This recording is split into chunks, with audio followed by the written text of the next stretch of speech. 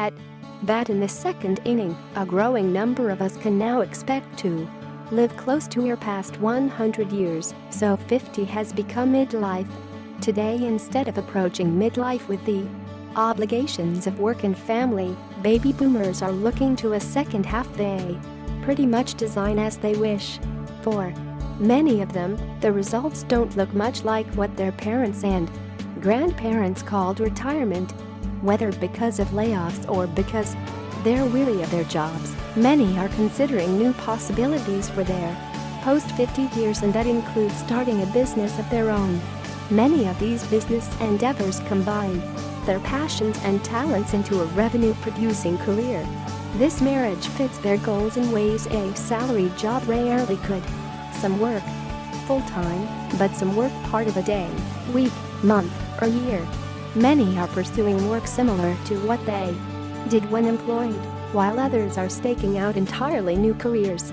The obstacles that post-50s face in starting a business are not substantially different from those anyone else faces when becoming self-employed. Without exception, most consider their age as an advantage in communicating credibility to clients and customers. What a difference from the ageism experienced by so many on the job. No wonder the U.S. Small Business Administration is finding the ages of startup entrepreneurs is trending older.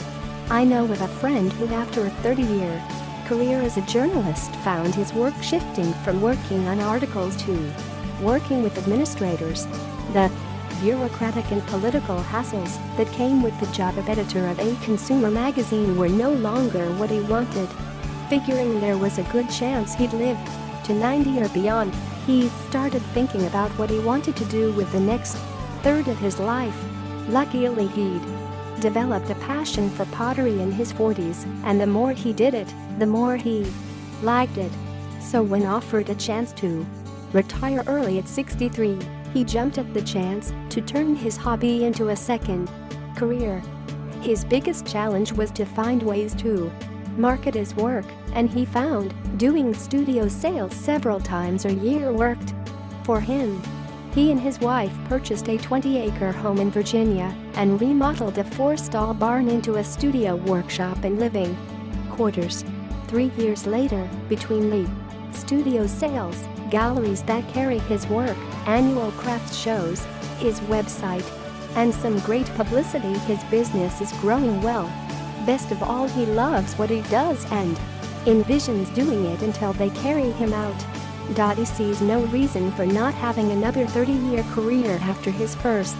More and more old gray mares are following the same path.